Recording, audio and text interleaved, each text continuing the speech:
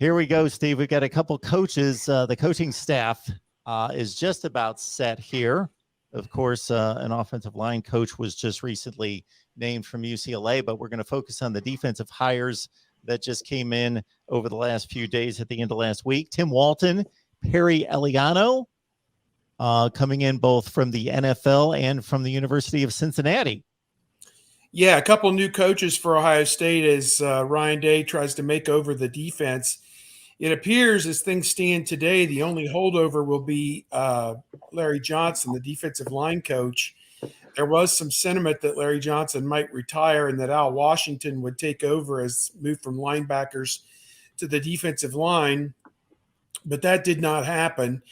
And the final pieces of that puzzle appear to be Jim Knowles, the new coordinator, coaching the linebackers as well. Then Tim Walton, a former Ohio State player from about 30 years ago, the early 1990s. He was a safety for the Buckeyes probably in 90, 91, 92, in that range. This past year, he worked for Urban Meyer with the Jacksonville Jaguars. And he spent 8 or 9 years in the NFL as an assistant coach and comes highly regarded. He's going to coach the cornerbacks. Perry Eliano, who coached the cornerbacks at Cincinnati, is coming to Ohio State to coach the safeties. He had a couple of outstanding defensive backs there at Cincinnati this past season. So he comes highly regarded, I'm sure. And that'll be your four-man defensive staff. I assume Parker Fleming will help a little bit as the special teams coach as well. I don't know if he'll help out Jim Knowles with the linebackers. Knowles has also brought a couple of guys he worked with at Oklahoma State in as quality control, GAs, analysts, whatever, and a guy that he worked with at Duke as a quality control analyst as well, however the term is. For those three guys, 2 from Oklahoma State and 1 from Duke. So he is surrounding himself with his people. As we said, the one that is still there is Larry Johnson, who has decided not to retire, unlike what was originally kind of bandied about, that was a potential possibility, that he'll do at least one more year at Ohio State as the assistant coach full-time. And that'll be your staff for the upcoming season. As a result of that, Ohio State basically cut ties with Kerry Combs, the defensive coordinator, the last 2 years. And he was out of work for about 36 hours until Luke Fickell snapped him up as his new defensive backs coach, I think special teams coach as well, at the University of Cincinnati. And then Marcus Freeman, the head coach at Notre Dame, also picked up Al Washington. He had lost his defensive line coach, Elston, from Notre Dame to Michigan late last week. So it was a ready-made opening for Al Washington. And Al Washington and Marcus Freeman, to my recollection, had worked together at Cincinnati a few years ago as well. So they were well acquainted with one another. So it just all kind of fell into place and clicked that the guys who left Ohio State weren't out of work very long. I haven't heard anything yet about Greg Studrawa, about where he might land. I think Texas A&M was rumored early on, but not sure if that ever happened. And so that's kind of the gist of things now, where things are at, that they have blown out Combs and Washington and added Eliano and Walton.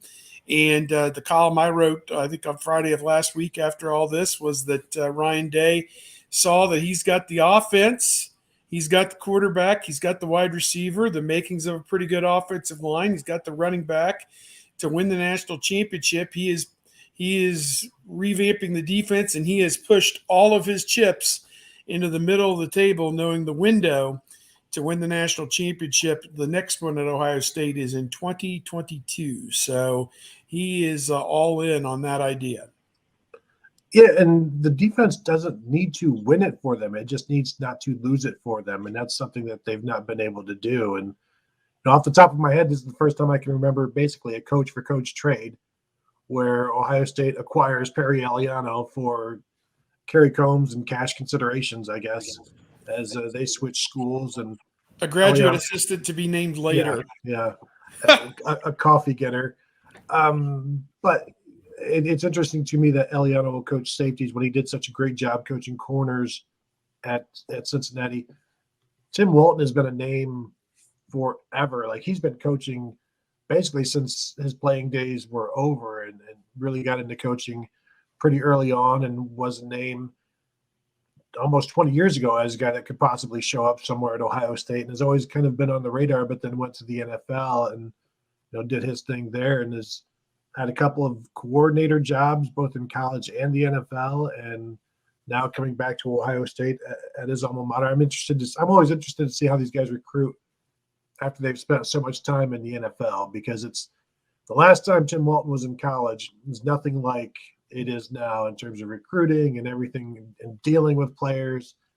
It's a different world. So that's always an interesting thing to watch as they come from the NFL to then come into a recruiting atmosphere. I remember when Urban brought in Bill Davis, and I don't know if I asked him or somebody asked him, like, what kind of recruiter is he?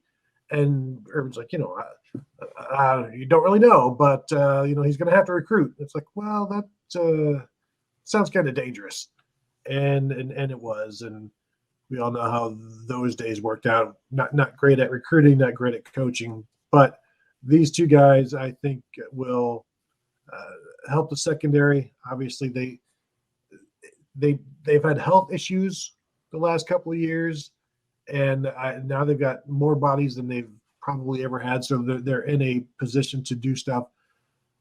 It's in Jim Knowles' hands, and he's got to put it all together. These are two guys that aren't familiar with Jim Knowles, but I think what is good is he brought in infrastructure guys, GAs and QCs that know his defense and have known his defense, so they can be bridging the gap between all of the coaches on the Ohio State defense that have had no interaction with Jim Knowles' defense. They can help each of these coaches out to get used to it, to understand it, to know it better, to bounce questions off of all of these guys rather than going to Jim Knowles, who's doing his own thing, coaching the linebackers. It provides more guys with an understanding of Jim Knowles' defense with these with the GAs and the QCs that will help these new coaches understand exactly what the entire defense needs to do as one unit. Yeah, I mean, not much left for me to say at this point. I think that they've made some big moves. I mean, it's great to have the familiarity of bringing in guys that you've already worked with, because this isn't a case of, okay, here we are, we're just going to just throw it out there and you guys are going to pick all this up. Jim Knowles can only work with so many people at so many, for so much time, and there are limitations as to what you can do right now. I mean, the team gets turned over to Mickey Marotti and the strength staff, so you don't get to do anything directly. They've changed the NC2A rules where you can have meetings and things, but you don't really get to them until March. So, I think these are huge moves, with there being the overlap of what they've gotten from guys that have either worked with Jim Knowles, be it at Okie State or at Duke. Those things are going to be important. I'm really excited about the hiring of Perry Eliano, just the work that he did with the corners at Cincinnati. Sauce Gardner, certainly somebody who played his way into being a first half of the first round type of guy in the NFL draft. There's just not enough platitudes that I can throw out there. I think that these were very important hires for Ohio State, and to just kind of echo something that Tony said to start his segment was, you don't need the defense to suddenly turn around and go from giving up whatever it was, 21 points, to giving 12.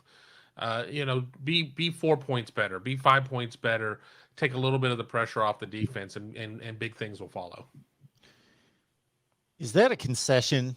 So thinking, okay, yes, to be realistic, the national champion doesn't have to be the best at everything. They don't have to have the best quarterback, the best offensive line, everything. They just have to be the best overall, collectively.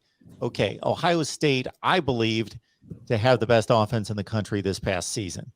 Okay, there's no reason to believe that they won't have the best offense or one of the top 3 offenses in the country this next season. So the defense, yes, I understand the point that the defense doesn't have to be great, just be top 40, something in that range.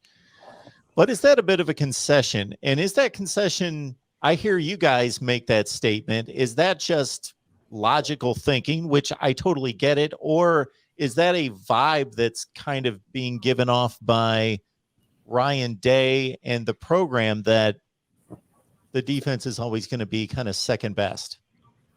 I don't think it's coming from Ohio State. I think, and I don't think top 40 is good enough. This is Ohio State. You're recruiting in the top 5 nationally, so why not have a top 5, top 10, certainly a top 20 defense? And if you've got a top 20 defense, I think that's good enough with this offense. Now, the offense goes down, the defense needs to rise up, and it needs to average out, I don't know, around the offense and defense need to maybe average out around 10 or something like that nationally to really contend for the national title. But I don't think it's coming from Ohio State, because Ryan Day is more frustrated than anybody else in America with Ohio State's defense, and he's not satisfied with any of it, I don't think.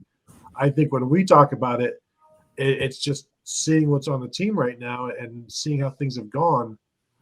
I don't know how they become a top 5 defense unless it's just out of sheer scheme. And then you can be top 5 defense until you start playing the best teams in the nation, and then you really find out how good you are in terms of you kind of get exposed a little bit. You go back to Michigan's defense in 2016, where they were number 1 for all year until they met Ohio State and whichever SEC team or whoever they played in the bowl game, where you finally saw exactly what they were. And that's when you learn that the first 12 games are nice, but it's really what happens in the final 2 or 3 that matter. Folks, yeah, please, I agree. I just want to say, I think the makings are there for the defense to be very good. Zach Harrison is coming back at defensive end. He was a national top 50 player for whatever that was worth the year that he came out. Certainly, Jack Sawyer and JT Tuimoloau are also national top 50 players in the 2021 class. So you're hoping those 3 guys play up the rankings on the back of their baseball card, that you get reasonably good play from your defensive tackles to where you're not blown off the football typically. And, they've got some big bodies there. Tyleik Williams, Mike Hall, and a couple other guys. Vincent, I presume, is coming back. Then I like the secondary with the veterans they have coming back. And you're adding some very good players at that linebacker group as well. So to me, my way of thinking, it ought to be a pretty good defense maybe by the end of this upcoming season if the guys play up to their capability or, whatever their rankings are.